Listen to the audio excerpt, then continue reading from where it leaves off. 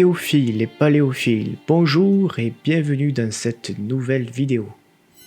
Des travaux dirigés par une équipe du CNRS et de l'Université de Poitiers ont permis d'identifier et de décrire un nouveau genre de titanosaure, le Garriga titan meridionalis, surnommé le titan des garrigues.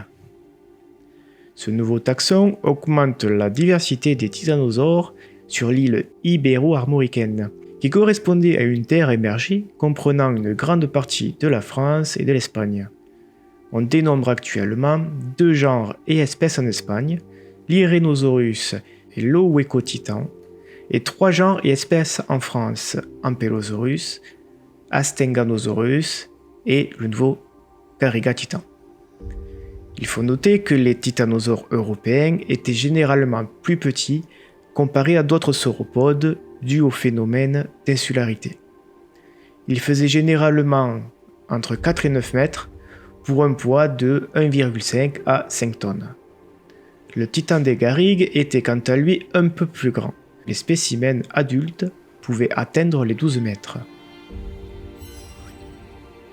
Des paléontologues de l'Université d'Édimbourg en Écosse et d'Alberta au Canada ont examiné les premiers fossiles connus d'embryons de tyrannosaures.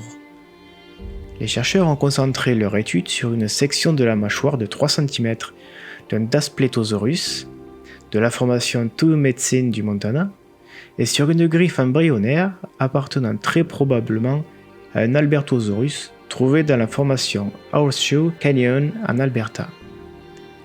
Grâce à des scans 3D, ils ont estimé que ces dinosaures ne mesuraient pas plus de 90 cm de long au moment de l'éclosion, faisant la comparaison avec un border collie. L'analyse a également révélé que l'os de la mâchoire possède des caractéristiques distinctives des tyrannosaures, y compris le menton prononcé, indiquant que ces traits physiques étaient déjà présents avant l'éclosion. Les chercheurs ont également pu déterminer que les œufs mesuraient environ 432 mm. Cette mesure pourrait aider à les reconnaître et permettre ainsi aux chercheurs de mieux comprendre les habitudes de nidification des tyrannosaures.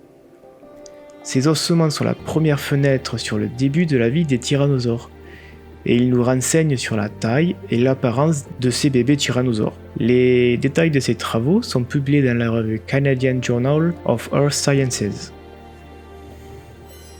Le 23 janvier dernier, la jeune Lily Wilder, 4 ans, accompagnée de son père et de son chien, découvre le long d'une plage du sud du pays de Galles une empreinte imprimée sur un rocher. Au départ, les parents pensent à un dessin d'artiste.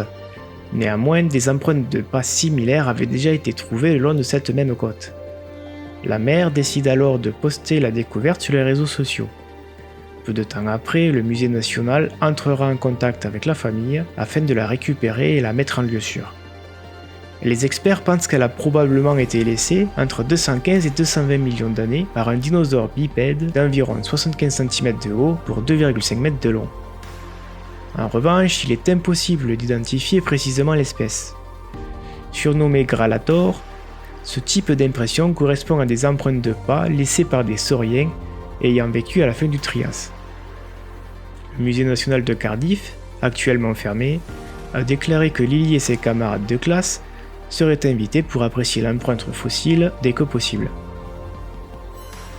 Une mission archéologique égypto-dominicaine a découvert proche du temple de Taposiris Magna, à l'ouest d'Alexandrie, 16 tombeaux taillés dans la roche.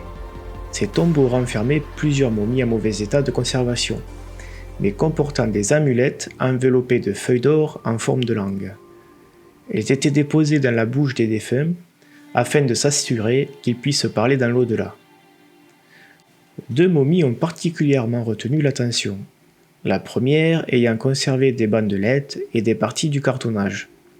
Ce sont des couches de toile de lin encollées, stuquées et peintes qui enveloppent la momie et ornées de dorures à l'effigie d'Osiris. La seconde portait une couronne ornée de cornes et d'un cobra, ainsi qu'un collier avec un pendentif en forme de tête de faucon, représentant Horus.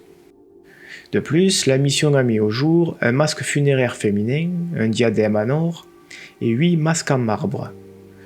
La mission mène des fouilles depuis plusieurs années dans cette zone, pour tenter de retrouver la tombe de la reine Cléopâtre. Toutefois, des doutes persistent sur la probabilité de retrouver cette sépulture en ces lieux, faute de preuves tangibles. À Służko, un petit village du centre de la Pologne, est découvert un trésor médiéval lors d'une prospection. Réalisé par Adam Kędzierski, un archéologue de l'Académie polonaise des sciences, et accompagné d'un prêtre local. Il se trouve d'ailleurs à proximité d'un site qui avait déjà livré en 1935 un dépôt de 13 000 monnaies du XIIe siècle. Les chercheurs tombèrent sur le nouveau trésor après avoir inspecté une zone que leur avait indiqué le prêtre, s'intéressant lui aussi aux recherches et qui leur avait confié des légendes locales concernant le site approximatif de 1935. La cache renfermait 4 anneaux en or, 6700 pièces de monnaie en argent et une centaine de petits objets. Un des anneaux a attiré l'attention par ses gravures en cyrillique, ainsi que pour son invocation à la protection divine. « Seigneur, puisses-tu aider ta servante Maria ?»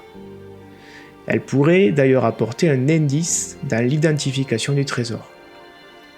Selon l'archéologue, daté de 1105, il pourrait avoir appartenu à Zbigniew, le duc de Pologne. L'alliance pourrait être un cadeau de sa grand-mère, Dobroniega Maria, fille de Vladimir le Grand, prince de Kiev.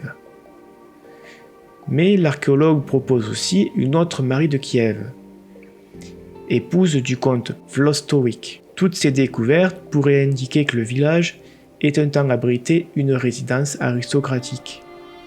Une nouvelle campagne de fouilles est d'ores et déjà en cours de préparation. Nous arrivons au terme de cette nouvelle vidéo. Je vous remercie de votre attention et je vous dis à très bientôt.